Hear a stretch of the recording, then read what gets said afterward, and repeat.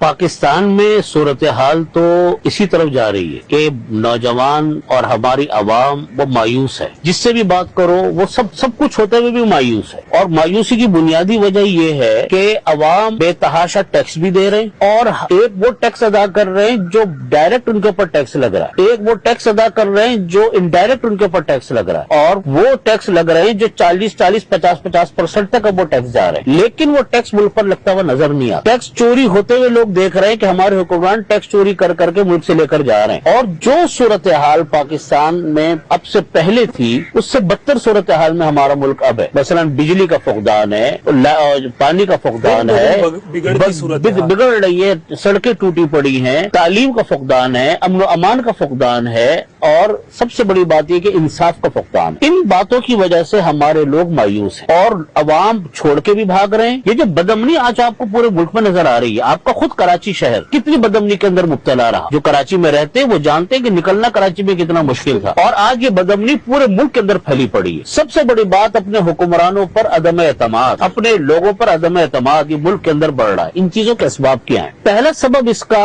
عوام کے وسائل کو، ملک کے وسائل کو ملک کے اوپر خرچ نہ کرنا، یہ بہت بڑا سبب ہے ہمارے ملک کا۔ جب لوگ دیکھیں کہ جی ہم تو خوب ٹیکس دے رہے ہیں، بجلی میں الگ ٹیکس دے رہے ہیں، ڈائریکٹ ٹیکس الگ دے رہے ہیں، انڈائریکٹ ٹیکس الگ دے رہے ہیں، اور حکمرانوں کی عیاشیاں ہیں کہ وہ آسمانوں پر جا رہی ہیں، قرضوں کے اندر لے کر ملک کو ڈبویا جا رہا ہے، اپنی آزادیاں فروخت کی جا رہی ہیں کہ وہ پیسے لے تو لیے آپ نے، لیکن لینے کے بعد وہ پیسے کسی ملک کی تعمیری کام پہ خرچ نہیں ہو رہے۔ 20 کروڑ کی گاڑیاں لے کے دے دی، لگژری زندگیاں چل رہی ہیں، پرائیویٹ طیاروں کے اندر سفر ہو رہے ہیں، بہت بڑے مقدار کے اندر بہت بڑی تعداد میں پیسہ جو ہے وہ ڈبویا جا رہا ہے، تو آخر عوام کب تک برداشت کریں؟ نتیجہ اس کا بدامنی ہوتا ہے۔ اس لیے ہم اس موقع کے اوپر بھی ویسے بھی اپنے حکمرانوں سے ہمارے چند مطالبات ہیں۔ کچھ باتیں جو مولانا مفتی زبیر صاحب نے فرمائی وہ بہت اہم باتیں ہیں، ان کی طرف خاص طور پہ توجہ کرنے کی ضرورت ہے۔ کچھ باتیں یہ ہے کہ اس وقت جو ہمارے ملک کا تعلیمی نظام ہے، دیکھیں بات بنتی ہے تعلیم سے، آپ کے ملک کا تعلیمی نظام اچھا ہوگا، ملک کے ماحول، ملک کی ضروریات کو سامنے رکھ کر ہوگا تو آپ کی قوم ترقی کرے گی۔ تعلیمی نظام آپ کا خراب ہوگا، آپ کے ملک نے کبھی ترقی نہیں کرنی، خام خیالی۔ اس وقت جو ہمارے ملک کا تعلیمی نظام ہے وہ بیرونی طاقتوں کے دباؤ کے اوپر ایسا واہیات